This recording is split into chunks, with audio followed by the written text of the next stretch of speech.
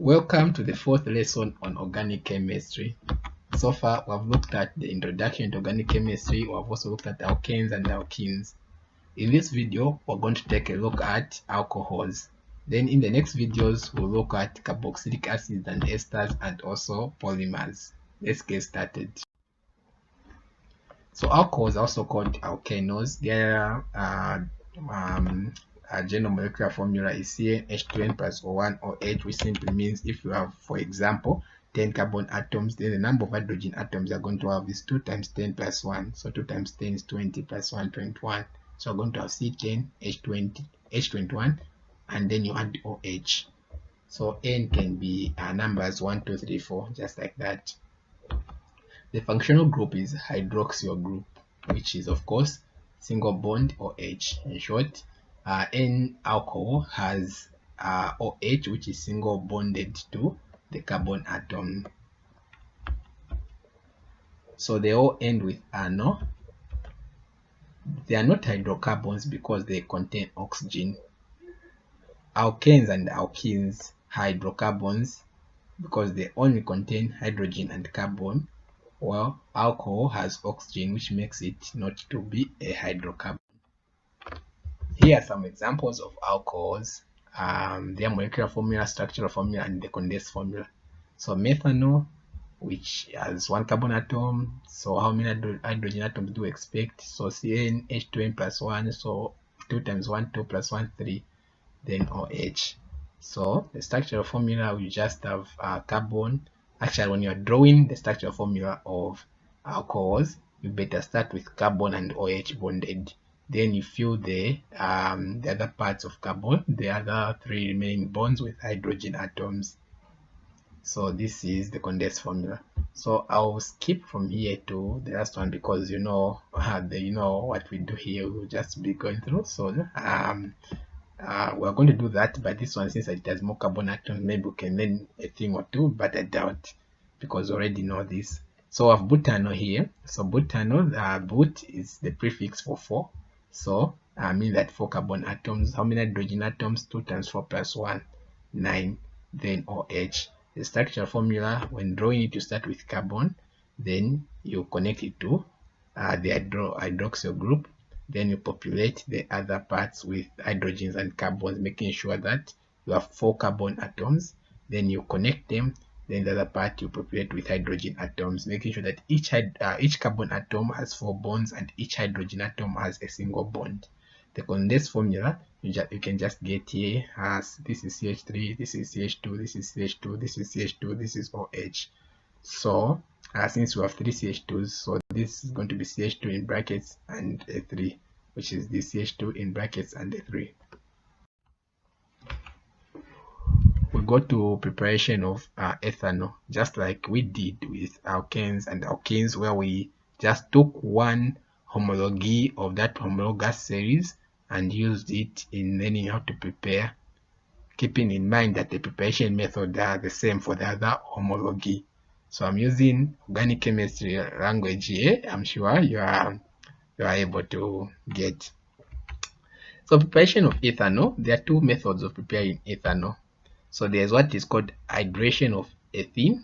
So this hydration, when we are doing ethene or alkenes, we discussed it. We talked about 2 types of reactions which alkenes undergo. One of them was addition reaction. On addition reaction, we also discussed about 3 different types of addition reaction. One of them was hydration, which is basically adding of water to ethene. You get an ethene, you add water, then it becomes an alcohol. However, the water is usually in the form of steam. So ethanol can be prepared when ethene reacts with steam. So we have ethene here reacting with steam, forming ethanol. So using structural formula, we have this ethanol, ethene reacting with water to form ethene. And what happens here is when you hydrate ethene, this bond is going to break so that we have a single bond here. Then the carbon atom, this carbon atom is going to form 1 bond, and this carbon atom is going to form 1 bond, because carbon atoms always need to have 4 bonds. So when this forms a carbon atom, is going to connect to the one hydrogen atom from water. Then this one is going to connect to the OH, which is this one here.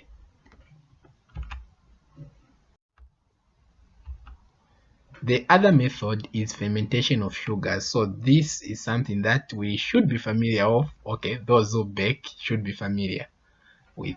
So fermentation of sugars. Fermentation is just the decomposition of sugars using enzymes in yeast to produce ethanol and carbon dioxide. So this is the same process that the baking of vitumbua is made use of. Also, the brewing of beer. Also, they use fermentation. So sugar or glucose is mixed with water and yeast.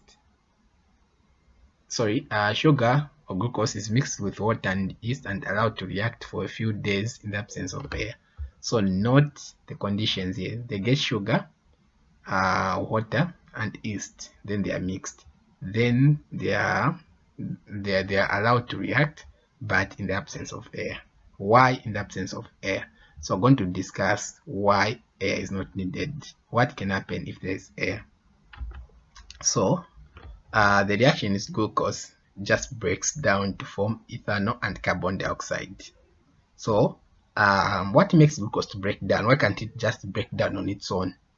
So the enzyme in yeast makes glucose break down. Without this enzyme, this cannot occur.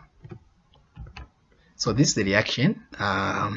Glucose breaking down form ethanol and carbon dioxide. So to make this possible, I've already emphasized the points. The first is the optimum temperature should be 37 degrees Celsius, and the second is the catalyst should be zymase. So for the catalyst, the enzyme, I've talked about it. It is found in yeast, and it is the one that makes it possible for glucose to break down. But what about the temperature? So most enzymes work best at temperature 37 degrees Celsius to about 40, but not above 40. So the optimum temperature is 37 degrees Celsius, and at this temperature, that's when this enzyme works best. So what happens if you if the temperature goes too high, above 40? So there are two things that we are always avoiding. Why? Make sure that there's no air. Two, the temperature should not go above 40. As an emphasis, fermentation should take place in the absence of air to prevent oxidation of ethanol to ethanoic acid. So if there's air, ethanol will turn into ethanoic acid once oxygen combines with ethanol. So that's why we don't want air. Second, if the temperature goes above 40 degrees Celsius, the enzyme in yeast which catalyzes the reaction becomes denatured. To become denatured is to be distorted in shape. So when enzymes are denatured, when they are distorted in shape, they can no longer participate in reactions. So now take a look at some physical properties of alcohols, which maybe I know I don't expect people to drink, but I'm sure you have seen some sort of alcohol with your eyes. Though maybe you might be surprised, but let's take a look at some physical properties of alcohols. First, they are colorless, inflammable liquids. So alcohols, pure alcohols, they don't have color. If there is an alcohol that has color, it means there is a coloring agent that has been added, or there are some other particles that are not alcohol. But normally alcohols don't have color and they cause fire. That's what inflammable means. Their boiling point increases as the carbon chain increases. So this is something that should be intuitive. We expect if the carbon chain increases, we expect more heat to be added for the bonds to be broken. That's the reason why the boiling point increases as the carbon chain increases. Their solubility in water decreases as the number of carbon chain increases. Again, this we should also expect it, as the number of carbon chain increases, meaning that it might be difficult for the solvent to dissolve the solute which has more carbon atoms than the one which has less carbon atoms. So the solubility decreases as the number of carbon chain increases. Chemical properties of alcohols. So the first is the one that is common to all organic compounds that we have discussed, and that is combustion. So alcohols burn in air, meaning that they react with oxygen to form carbon dioxide and water. Remember the types of combustion: 1, complete combustion; 2, incomplete combustion. Won't go into those details, so I'm just going to talk about the basic combustion, where we assume there is enough oxygen and carbon dioxide and water are going to be produced. So this is an example of such a reaction, where we use ethanol as an example. Ethanol plus oxygen produces carbon dioxide plus water, and using chemical symbols we have this. So this reaction is exothermic, which means it gives out a lot of heat energy. So alcohols, that's why they're inflammable, because of this reaction, which gives out a lot of heat energy. The second is oxidation. So this oxidation is the one we were trying to prevent when we were doing fermentation.